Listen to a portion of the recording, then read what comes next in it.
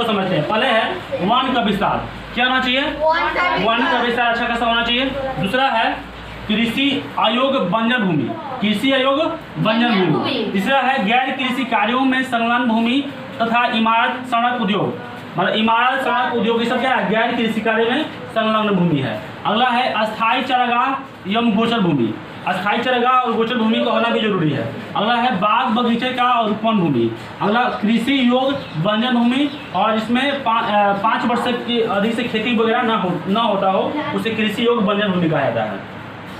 अगला है वर्तमान प्रति भूमि, जो प्रति भूमि वर्तमान में है, इसमें खेती हो सकता था लेकिन खेती उसमें नहीं हो रहा है, वैसी भूमि को वर्तमान प्रति भूमि कहते हैं। अगला है शुद्ध बोई गई भूमि। तो हमारे पास टोटल शुद्ध बोई गई भूमि कितनी है? तो मात्र 54%। अब देखते हैं पूरे भारत के बारे में। पूरे भारत को भूभाग के उपयोग के बारे में 2 भागों में बांटा गया है। एक भौतिक कारक, दूसरा मानवीय कारक।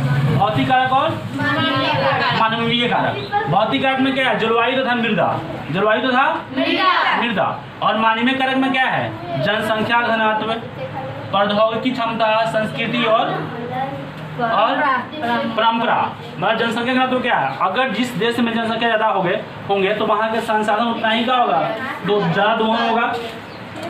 प्रौद्योगिकी क्षमता वहाँ पे ज़्यादा लगेगी और संस्कृति और परंपरा का विकास भी ज़्यादा होगा वहाँ पे। उसके बाद समझते हैं भौतिक कारक में। पूरे भारत में देख रहे हैं, पूरे भारत की जो क्षेत्रफल है कितना है? 32.8 लाख वर्ग किलोमीटर, 32.8 लाख वर्ग किलोमीटर। लेकिन पूरे भारत के जो 93% ही भाग को उपयोग कर पाता है भारत है। बाकी जो 7% भाग है वो कौन ले लिया है? तो चाइना और पाकिस्तान। ये ऊपरी हिस्सा जो भाग है, ऊपरी हिस्सा, ये पीओके इसको कहते हैं। पीओके ये कौन लिया? पीओके पाक अधिकृत कश्मीर, मैंने ये पाक ले लिया है, इसको पाकिस्तान ले लिया है। और 1962 में ऑक्साइड चाइना ले लिया है ना। तो 2 को हमारे पास, दोनों को लाना है। आने वाले समय में जरूर हम लोग लेके आएंगे, लेकिन अभी हमारे पास फिलहाल नहीं है। फिलहाल हम लोग के पास कितना % भूमि है? कितना? 93%। लेकिन 7% लेके आना है ना, लेके आना है। आने वाले समय में वह आ जाएगा। जैसे ही भारत की स्थिति मजबूत होगी वो लोग डरे छोड़ के यहाँ भागे वहाँ से, भारत से न जाएगी, धोगी वो लोग और लेकर आएगी अपनी ज़मीन, अपने कंट्रोल में ले लेंगे। ठीक है। अगला जो जितने उपयोग है भारत भूमि हम लोग के पास, उसका मात्र 54% ही खेती पर या खेती कर पाते हैं हम लोग। तो कितना % खेती कर पाते हैं? 54% खेती कृषि योग भूमि है। बाकी और क्या है? पर्वत है, पठार है ना, ये सब चीज़ें हैं, पहाड़ है, ये सब तीनों चीज़ें उसमें सम्मिलित हैं। और कुछ भाग मैदानी है, जो मैदानी भाग को क्या होती है? खेती होती है। उसके बाद पंजाब और हरियाणा, सबसे ज़्यादा गहन खेती कहाँ होती है? पंजाब और हरियाणा। पंजाब और हरियाणा के खेतों में 80% भाग पर क्या होता है? खेती होता है। 80% भाग पर खेती होता है। बाकी 20% भाग में क्या होता है?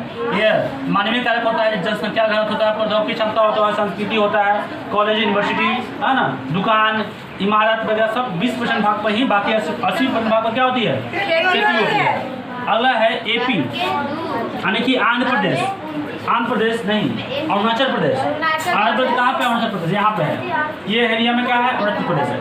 फिर मिजोरम कहाँ पे है? तो यहाँ त्रिपुरा, मिजोरम, यहाँ पे मिजोरम। उसके बाद फिर कौन है? मिजोरम के बाद मणिपुर, यहाँ मणिपुर और अंडमान निकोबार। अंडमान निकोबार कहाँ पे है? अंडमान निकोबार यहाँ पे है। ये सब एरिया क्या? अंडमान निकोबार है। तो ये सब जगह पर मात्र 10% भी कम खेती होती है। कितना है कम? 10%। क्योंकि ये सभी जो एरिया है, ये मिजोरम, मणिपुर, ये सब क्या है? ये अरुणाचल प्रदेश, ये बहुत ही पहाड़ी एरिया है। इधर मैदान बहुत कम मिलता है। हल्का फुल्का कहीं मतलब हुआ ना खेत, 1 कट्ठा 2 कट्ठा, कट्ठा कोठी, जैसे ये 2 बीघा तो चलेगा नहीं होता खेती वहाँ पे कट्ठा कोठी होता है। 1 कट्ठा जहाँ हो गया उसको बहुत ज़्यादा खेत हो गया, वहीं पे उजाएगा गेहूँ धान जो भी उजाना जाएगा, वहीं पे अपना क्या होगा? भरण पोषण करता है सब।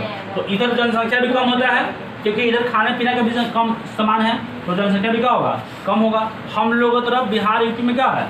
खूब होता है गेहूँ चावल धान सब होता है, बढ़िया से दाल वगैरह सब होता है। इसीलिए यहाँ आदमी भी क्या भरपूर है, खाने की कोई कमी है नहीं है, मिल जाता है, भूखे कोई नहीं रहता है। लेकिन इधर पहाड़ी क्षेत्र में बहुत दिक्कत होती है, इसीलिए इधर जनसंख्या भी कम है। आगे देखते हैं तो अरुणाचल प्रदेश, मिजोरम और मणिपुर और अंडमान निकोबार में इस सब में कितने % पर खेती होती है? 10% से भी कम पर। आगे राष्ट्रीय वन नीति 1952। राष्ट्रीय वन नीति कब लागू किया गया? और क्या कहा गया कि हमारे देश में 33% भाग पर क्या होना चाहिए?